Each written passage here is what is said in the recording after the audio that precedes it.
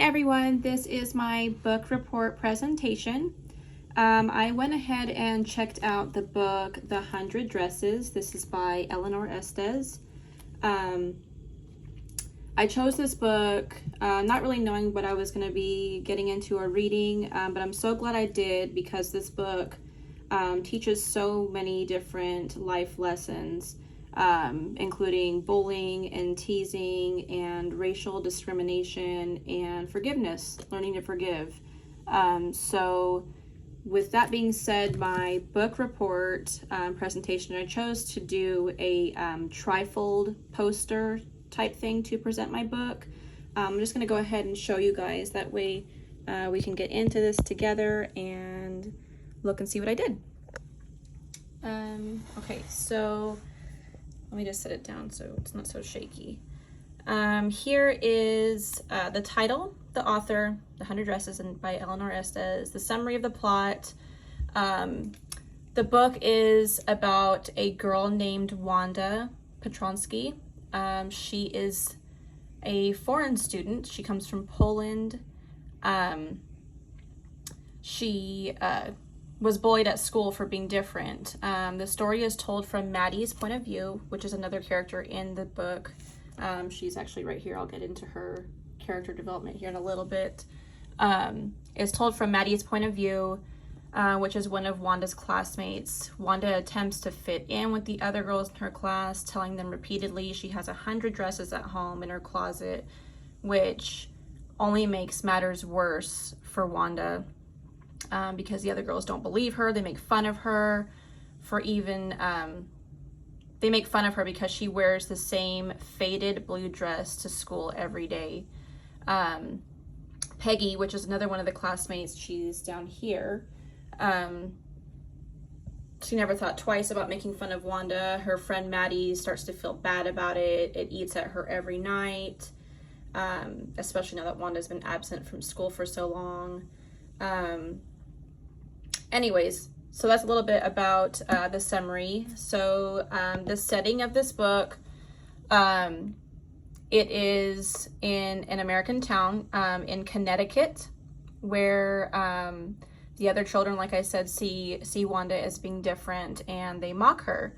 A lot of the story takes place in Wanda's classroom, which is room 13. It also takes place at Wanda's house in Bogan Heights, which is the poor part of town. The book also goes on to describe that Wanda doesn't have a lot of money. They're poor. Her and her family are poor. Anyways, and then so let's just go over to this side, which is the characters and the character maps. Here, let me zoom out a little bit here so you guys can see. So in the first fold here, I chose to show the primary characters of the book, which I kind of already mentioned, but it's Wanda, Maddie, and then Peggy here, and then each one of them has a character map showing, the traits that are described to them in the book. So Wanda, she's the main character. She's a foreign student, comes from Poland. She's attending, an American school in Connecticut. Her and her family are poor and live in the bad part of town. She is quiet, shy, she never laughs, she's a social outcast, and then she is a very talented artist that we later find out in the story. We'll go on to Maddie here. Peggy and Maddie, both right here, they are American girls that like to make fun of Wanda because she wears, like I said, the same faded blue dress to school every day.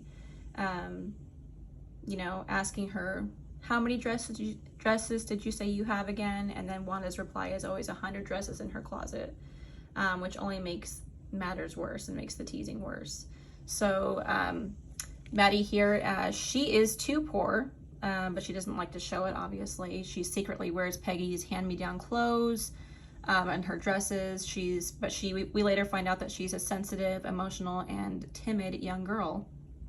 Peggy here, she is the most popular girl in school. She has pretty auburn curly hair. She's wealthy. She's kind of the ringleader of the bullying.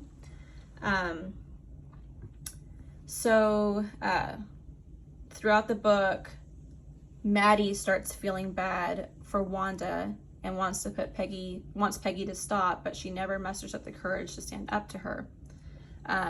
Here in the middle section, like I already showed you, it has some more characters down here. They weren't really like the primary characters, but they're just characters that are mentioned in the book, along with the title, author, summary, setting, and the cliffhanger.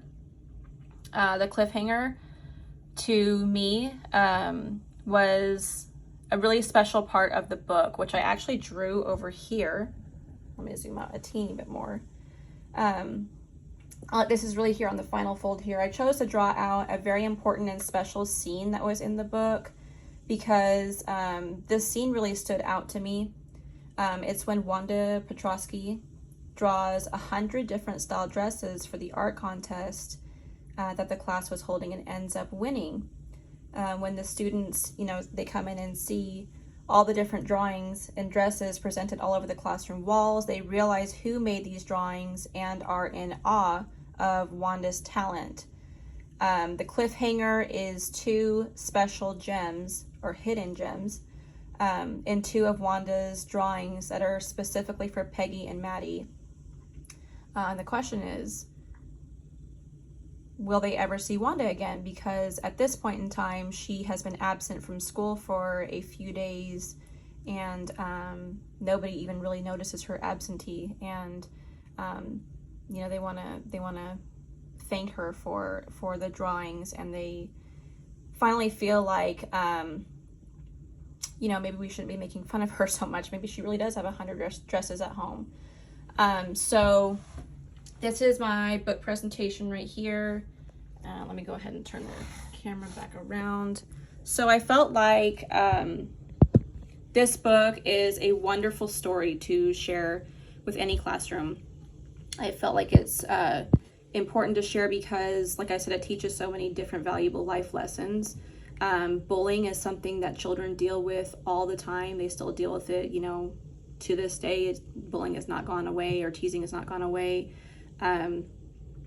It teaches language and social development for sure, because like I said, it is about bullying and racial discrimination and learning to forgive. I felt like it was an incredibly touching book, and it also teaches a lesson about courage and what it takes to stand up for someone that is being bullied. Like I had mentioned, Maddie feels like they need to stop bullying Wanda, but she never musters up the courage to stand up for her or to tell Peggy, hey, we need to stop. So I think that a good question to ask students would be, how is courage related to teasing, and what fears must you overcome? Hey, you may be the outcast of the group now if you actually stand up for the weird or quiet girl, but it's worth it. It's worth it in the end to stand up for those that are being bullied, because bullying is in no way, shape, or form okay. Like I said, there's so many different lessons in this book. A strong message against bullying, in favor of choosing, your friends based on their inner qualities and their characters, rather than their outer. I think it's a book that children will remember because it speaks to many of the issue of teasing and bullying that so many children deal with today. And I would definitely recommend this book to be read in every classroom. I hope you enjoyed my presentation. Thank you.